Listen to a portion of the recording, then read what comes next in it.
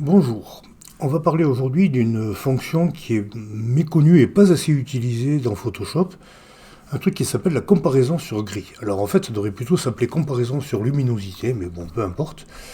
Je vais intégrer à cette photo de clocher cette photo d'éclair. Alors je prends le calque, je le pose sur la photo du clocher, voilà, je vais le redimensionner un petit peu, comme ceci. Voilà. Alors, le souci, évidemment, c'est que l'éclair est sur fond noir et qu'on voit que ça. Alors, pour cacher que le noir, on va donc faire une comparaison sur luminosité, parce que le noir est très peu lumineux, et le blanc de l'éclair lui-même est très très très lumineux. J'ai pris cet exemple exprès parce que c'est justement très très contrasté, c'est facile de voir l'écart. Alors, je vais faire un double clic sur ce calque, pas sur la vignette, pas sur le nom, mais là dans la zone neutre, complètement à droite. Voilà.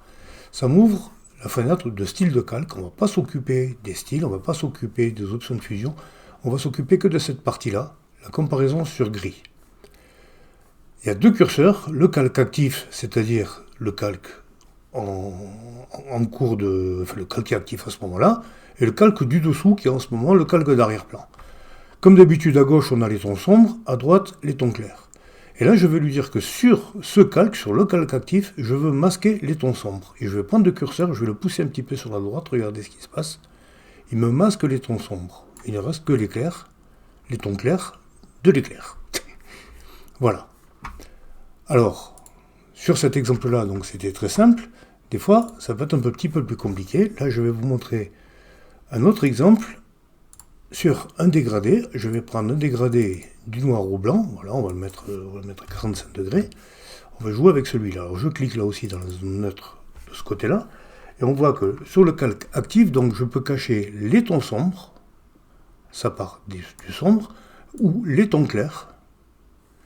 Et si la bordure est trop nette, comme c'est le cas ici, je peux diviser mon curseur en deux, en pressant la touche Alt, ou Option sur Mac, et en séparant le curseur en deux. Et là, vous voyez que ça fait un dégradé. C'est toujours les tons clairs qui sont éliminés, les tons sombres qui sont conservés, mais entre les deux, ça fait un dégradé. Et si je fais la même chose avec l'autre, je presse la touche Alt, je pousse la moitié du curseur et ça fait un dégradé. Le calque du dessous, de même, je vais montrer, alors celui-là cache les tons sombres au clair, celui-ci montre les tons sombres au clair du calque du dessous. Ici, si je pousse le curseur vers la droite, apparaissent en premier les tons sombres du calque du dessous avec les chevaux. Et si je pousse celui-ci vers la gauche, ce sont les tons clairs du calque du dessous qui apparaissent en premier. Voilà. Et si je le divise en deux, ça fait un dégradé, et je peux aussi pousser les deux en même temps. Voilà. Alors, à quoi ça sert concrètement ? Par exemple, sur ce calque, si je crée une courbe que je la mets en mode lumière tamisée, ça va me contraster les fleurs, elles sont beaucoup plus jolies comme ça, je trouve, elles sont boostées, mais par contre ça m'assombrit aussi tout le reste. Alors, je clique ici et je lui dis, sur ce calque, tu me masques les tons sombres. Voilà. Alors ça fait un truc dégueulasse, je sépare mon curseur en deux, comme ceci, tac, voilà, avant-après, ça m'a boosté les fleurs et que les fleurs. Ça agit très peu sur l'arrière-plan. Il faudrait fignoler un petit peu. On peut aussi booster, là, lui dire de montrer les tons sombres du dessous.